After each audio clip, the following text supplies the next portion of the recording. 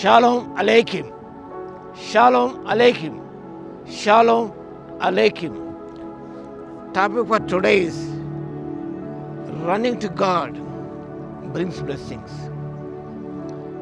Running to God brings blessings.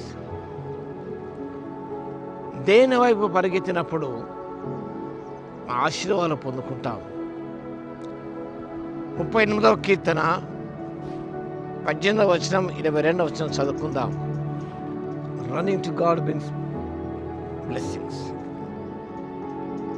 38వ కీర్తన 18వ వచనం. నా దోషంని ఒప్పుకొనుచున్నాను, నా పాపం గురించి విచారపడుచున్నాను. 22వ వచనం. రక్షణకర్తమైన నా ప్రభువా, నా సహాయములు త్వరగా రమ్ము. దావీదు మహారాజు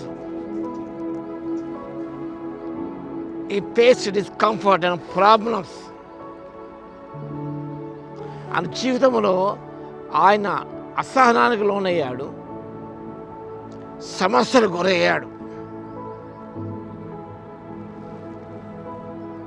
ఎందుకనగా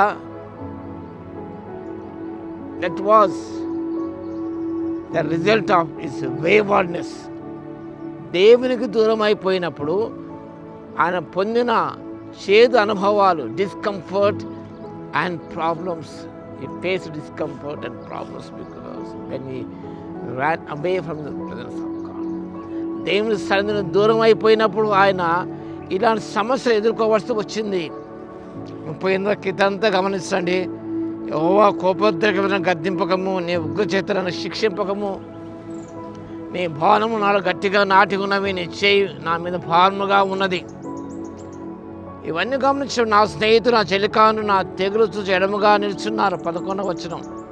నా బంధువులు దూరంగా నిలుచున్నారు. ఇవన్నీ కూడా గమనించినప్పుడు ఒక వ్యక్తి దేవుని దూరం అయిపోయినప్పుడు, దావీదు దేవుని దూరం అయిపోయినప్పుడు ఆయన ఇలాంటి స్థితిగతులు ఎదుర్కోవలసి వచ్చింది. He felt the hand of his master pressing him down. He knew the reason. దేవుడు యొక్క హస్తము అణచివేస్తున్నప్పుడు ఎందుకు ఆర్థిక జరుగుతున్నదో ఆయన గ్రహించుకోగలిగాడు. So God was using painful consequences to rid David of his foolishness. ఇలాంటి బాధక సన్నివేశాలు దేవుడు కల్పించాడు. దేవుడు దావీదు కల్పించాడు. ఎందుకనగా అలాంటివి దేవునికి అయిష్టమైన వాటిని తొలగించుకోవడానికే దేవుడు దావీదును బాధ పెట్టిన మనకు కనిపిస్తుంది. When we run away from the presence of God, that situation brings trouble on ourselves. We cannot get help.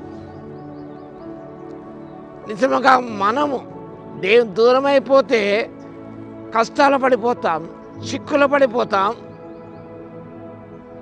ఇలాంటి సహాయం మనకు లభించదు.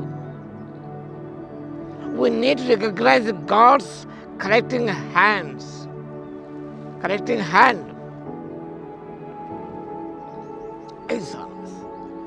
దేవుని యొక్క ప్రేమతో శిక్షించే హస్తం మన మీద ఉన్నదని మనం గుర్తించాలి. God wants to make a new start. మనం మళ్ళీ మనకు క్రొత్త దిశ వైపు అడుగు వేయడానికి, తన వైపు అడుగులు వేయడానికి, తన వైపు పరిగెత్తడానికి మనము నిర్ణయించుకొని ముందుకు సాగవలసిన వారు ఉంటున్నాం. Running away from God always brings trouble. దేవుని దూరం అయిపోతే నిజంగా కష్టాలలో మనం చిక్కుబడిపోతాం. ఉదాహరణ యోనా జీవితాన్ని గమనించినప్పుడు ఈ Ryan away from the presence of God. దేవుని సన్నిధిలో నిలవకుండా ఆయన తర్షీషుకు ప్రయాణం అయిపోయినప్పుడు ఉపద్రవములు కలిగాయి, నష్టాలు కలిగాయి. They were about to die. ఆ పడవ మునిగిపోయే ప్రమాదంలో అంచున ఉన్నది.